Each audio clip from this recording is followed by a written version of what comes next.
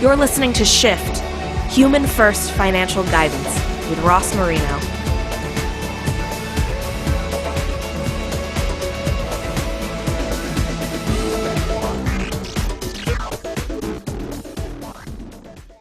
Today, we are shifting the conversation with Dr. Meghaan Lurtz. Hi there.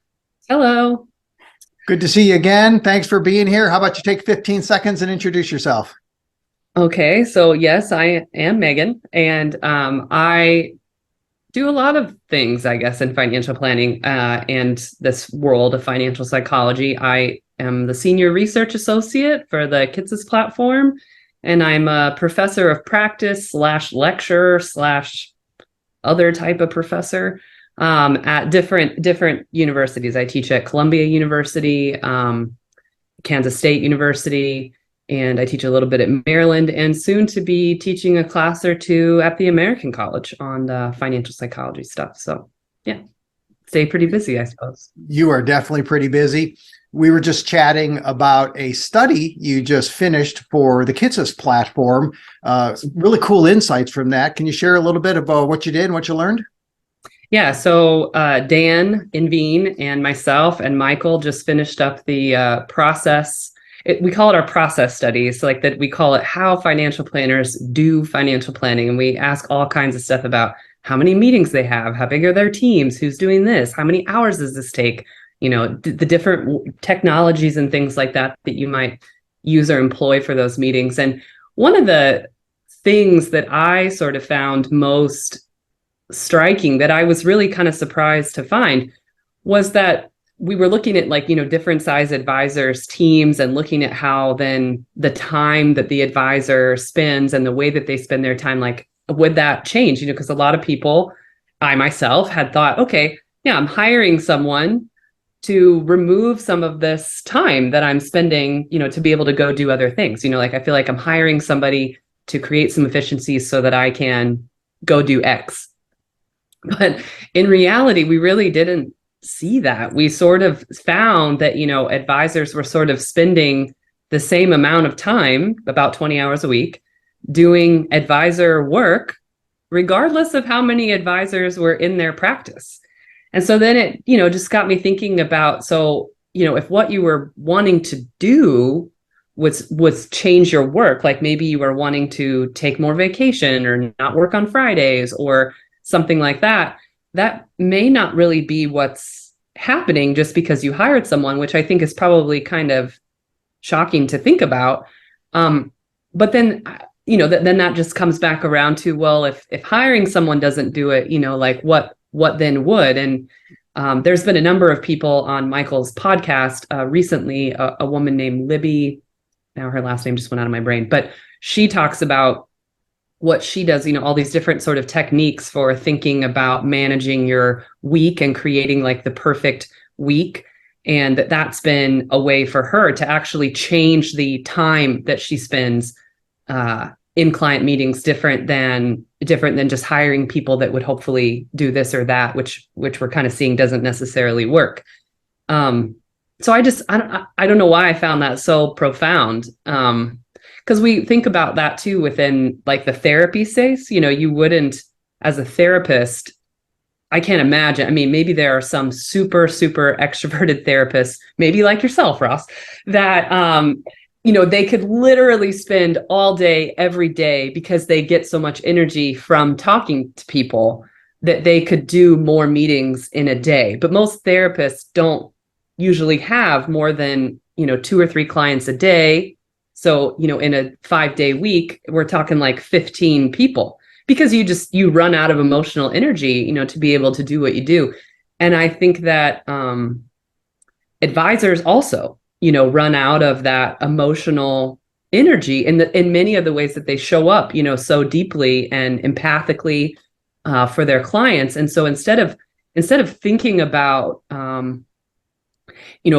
a lot of tech firms, I think, and even a lot of industry people seem to think that the best financial planner would be the financial planner that can just do financial plans back to back to back, like an assembly line, they're going to be like the Ford Model T of financial planning.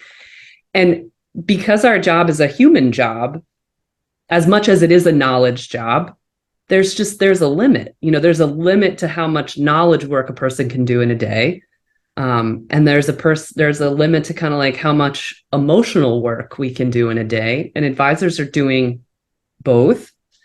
And I think that recognizing that, then that changes how we think about efficiencies. That changes how we might want to hire someone and what we might actually want that person to do. If your goal, and we were talking about this a little bit earlier, but it's advisors asking themselves, am I running to something or running from something?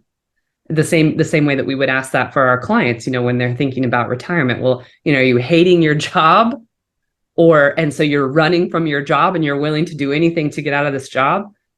Or are you running to just the idea of more time with grandkids? These are very different things that may have the same result, quit your job.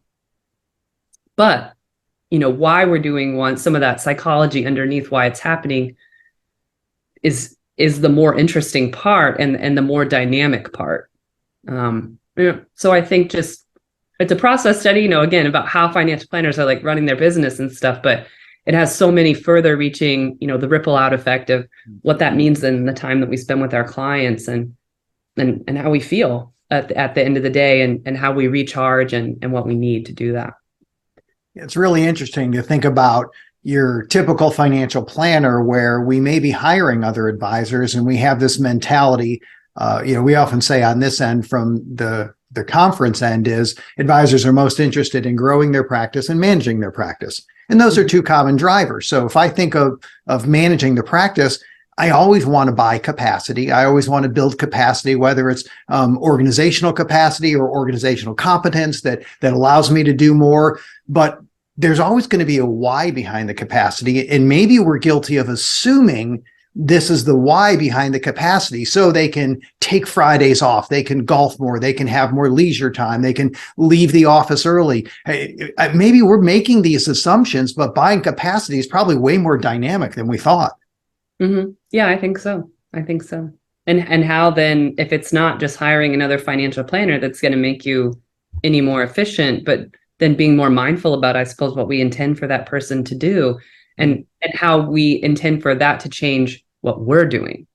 That's the other part. There are times when you will have to let go instead of just bolting on, additional financial advisors. So yeah, it just brings up different ideas to think about, which I like that. So it's fun.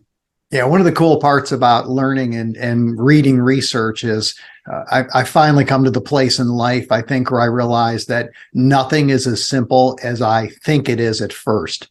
That things are so much more complex and dynamic than I ever thought. And I know the human brain loves to fill in gaps and we want 1 + 1 = 2 and make it nice and clean. And I figured it out and I got it. But at this point, I'm not sure there's much I really figured out, although I understand a little. And, I think that's just part of it. Yeah. Yeah. Just speaking of stuff to like try to figure out and, dig a little bit deeper, a project that I'm going to be working on with Carol from Money Quotient. So I'm kind of just like obsessed with this statistic about widows, leaving their financial advisors. I don't believe it in a sense. I mean, I believe the statistic. I believe that it happens, but I don't really like the explanation that we're giving because it feels insufficient and very one-sided. Normally you see something like, 80% of widows leave their financial advisor within a year of losing their spouse or partner. And I believe that's true, but then you usually read a bunch of commentary in the article about how, the spouse wasn't happy. They didn't feel that they were being spoken to. And certainly we read those statistics. There was one just recently, I saw it on Twitter, where, only like 30% of women in financial planning relationships were content with their financial advisor. And as a woman, I'm like, oof, that's yuck. I really like my financial advisor. That's really not good. 30 seems like too much, but that's negative framing. And as an advisor who studies behavioral finance, I was like, okay, well, on the flip side of that, 70% of women are actually pretty happy with their advisor. So, it's like we have all these overlapping like Venn diagrams, so you've got like the 30% that are unhappy. Okay, I understand why they leave, but we've got the 70% that are happy, but then we've got the 80%, that kind of that change. And so it's like happy people are changing. So it can't just be, oh, this crappy relationship with an advisor just drives everybody batty and they've finally had enough, and somehow losing their partner, which is a horrible thing, was yet the straw that broke the camel's back in terms of the financial planning relationship. It's like, I mean, you're important, but you're not that important. That's just crazy.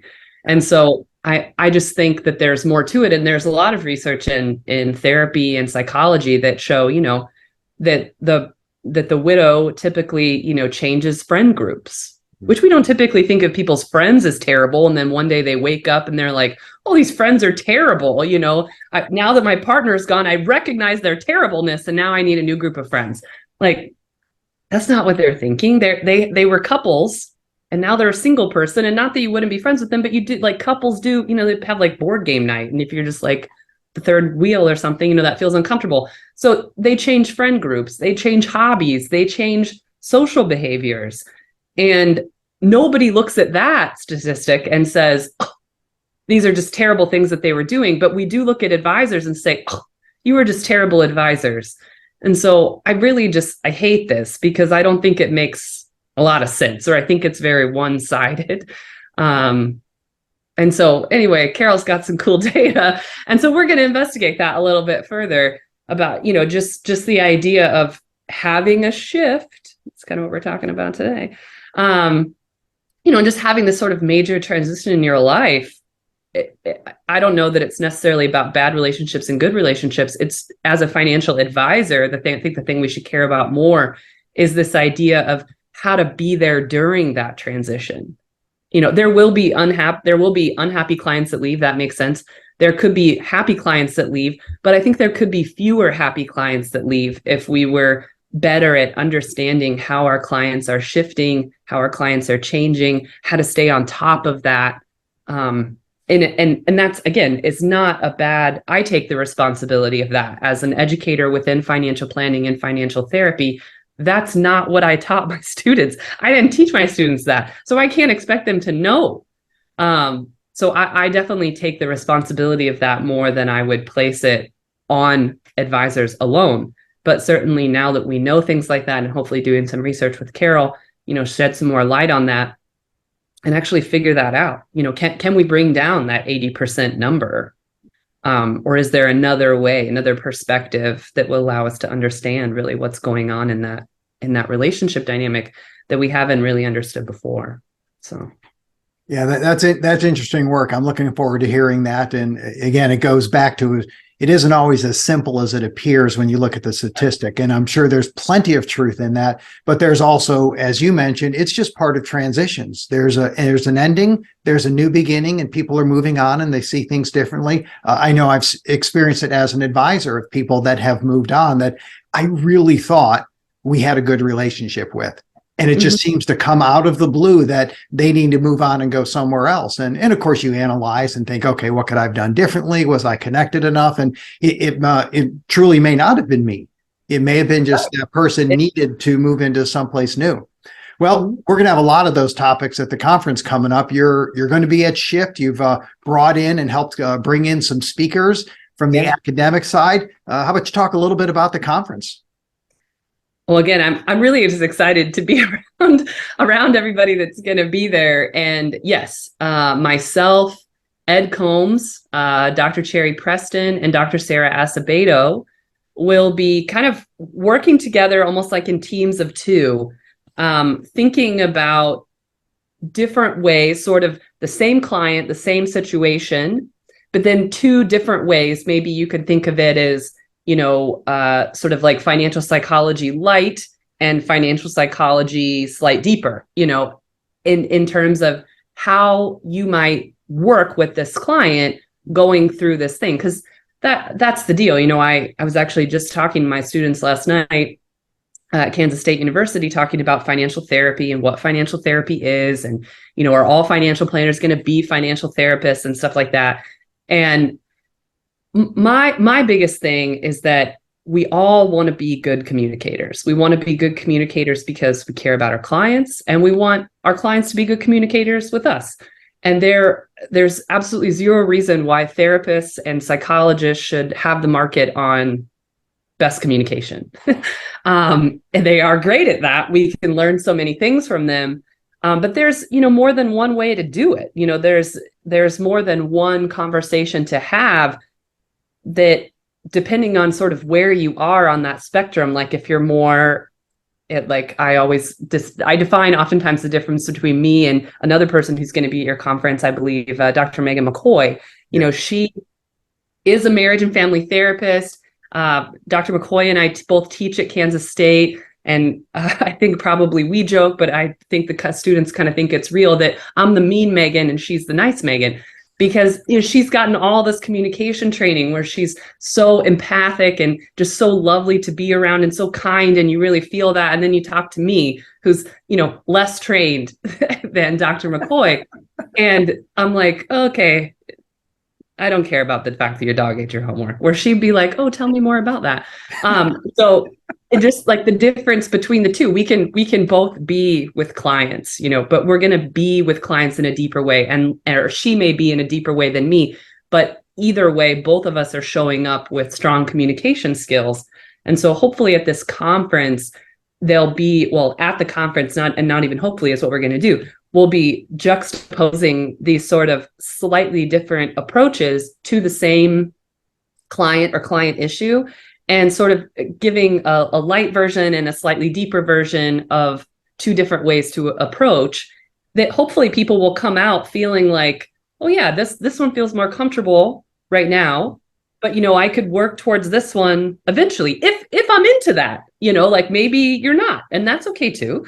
So it's not about turning everybody into a financial therapist or anything like that. It's just helping everybody to sort of meet them where they're at, provide some different ideas, provide a space to kind of talk about how does that feel? Which one feels better to you right now? What type of training, would you want to get, or do you think you would need in order to do this one or that one? There's not a lot, as much as we train our financial advisors to do, backdoor Roth strategies, we don't do as much training. I think it's more of it's coming now that, especially that the CFP board has, kind of like christened the psychology stuff. Yes. I know a few people in that book. Yes, you do.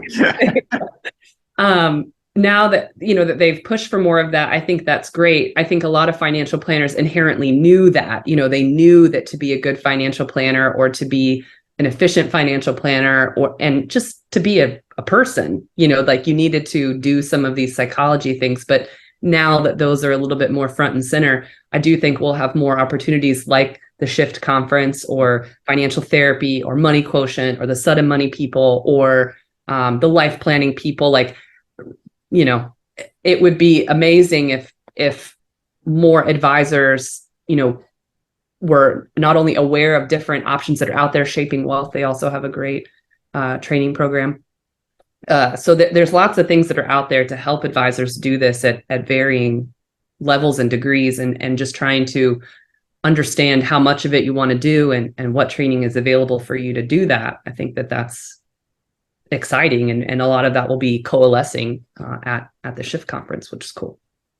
And I'm with you. We need more awareness with that, and that's of course the driver behind Shift. It's the big tent event. We're trying to be the connector, bring the advisors to the groups that you mentioned and other ones out there, because, and I liked what you said, that you'll, as an advisor, you may connect with one way to do it as opposed to another, and that's how I see all the partners coming in, like Shaping Wealth and Financial Therapy and Financial Transitionists. There's something that's going to resonate with advisors who are into human first financial guidance. And if we can bring everybody together, they're going to get their connections. And the cool part is what resonates now with me may be part of my journey for the next year or two.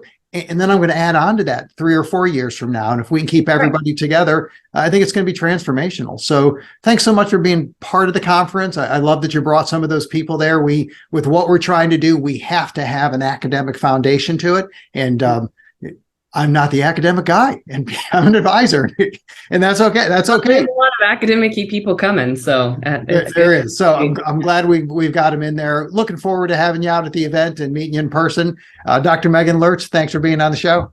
Thank you. Thank you for listening to Shift with Ross Marino. Please visit humanfirst.live to learn more. This show is for general information purposes only and is not intended to provide recommendations or advice.